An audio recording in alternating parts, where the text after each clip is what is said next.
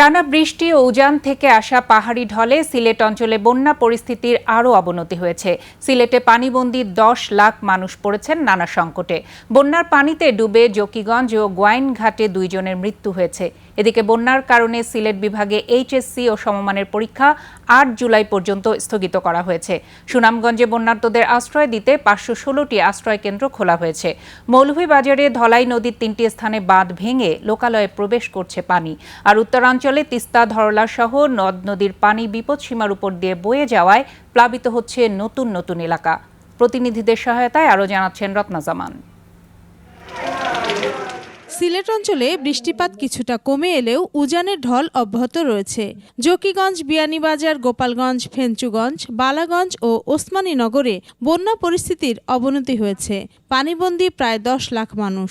সহায় সম্বল পানির নিচে রেখে 650 আশ্রয় কেন্দ্রে অবস্থান করছেন 20,000 মানুষ। আশ্রয় কেন্দ্রে যারা যারা বাড়ি করে কোনরকম আছে। মানুষ চলাফেরা করা অনেক দায় হয়ে গেছে। বন্যা ও জলাবদ্ধতায় সিলেট নগরীতেও দুর্ভোগ চরমে। দেখা দিয়েছে বিশুদ্ধ পানি, খাবার সংকট। বন্যা পরিস্থিতি পর্যবেক্ষণ ও ত্রাণ বিতরণ শেষে ত্রাণ ও দুর্যোগ প্রতিমন্ত্রী জানান, সিলেট ও সুনামগঞ্জের বানভাসী মানুষের জন্য প্রাথমিকভাবে 80 লাখ টাকা ও 1000 মেট্রিক টন চাল বরাদ্দ দেওয়া হয়েছে। 2 জেলা মিলে 10,000 প্যাকেট শুকনো খাবার, অন্যান্য খাবার, গোখাদ্য বাবদ 20 লক্ষ টাকা, শিশু খাদ্যের জন্য 20 লক্ষ টাকা আমরা তাৎক্ষণিক বাবদ আজকে বরাদ্দ দিয়েছি। এদিকে বন্যা পরিস্থিতি পরিদর্শন ও ত্রাণ বিতরণ শেষে পানি সম্পদ প্রতিমন্ত্রী জাহিদ ফারুক বলেন, দেশে 9টি ড্রেজিং স্টেশন করা হবে।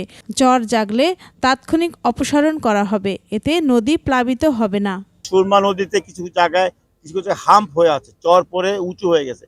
এগুলোকে আমরা ড্রেজিং এর আওতায় আমরা আনতেছি। ড্রেজিং করে যদি আমরা পুরোটা দিয়ে ড্রেজিং করে যদি আমরা এটাকে ড্রেজিং করতে পারি, তাহলে আমরা মনে করি যে পানি যেটা উজান থেকে যে পানিগুলো নামবে, এই পানিটা আমরা বঙ্গোপসাগর পর্যন্ত নিতে আমাদের কষ্ট হবে না। সুনামগঞ্জে নতুন করে প্লাবিত হয়েছে ঘরবাড়ি ও রাস্তাঘাট। ভোগান্তিতে কয়েক লাখ মানুষ। জানমাল রক্ষায় আশ্রয় কেন্দ্রে উঠেছেন দুর্গতরা। এখানে জনগণ খুব খারাপ অবস্থায় আছে। সবার ঘরে ঘরে পানি, দোকানপাট, সবাই খাবার, শুকনো খাবার অবস্থা খুব শোচনীয় অবস্থা। মানুষ বহুত দুর্ভোগে আছে, খুব কষ্টের মধ্যে আছে। বন্যার্তদের উদ্ধার ও নিরাপদ আশ্রয় কেন্দ্রে নিতে কাজ করছে প্রশাসন।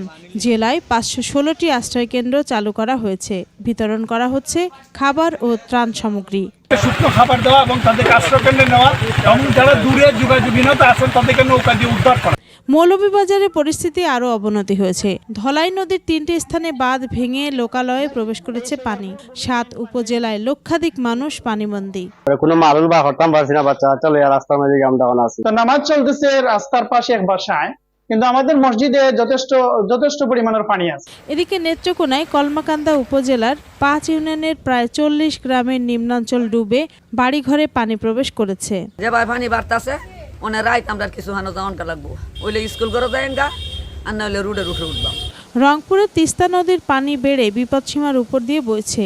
কাউনিয়ার চরের 10টি গ্রাম প্লাবিত।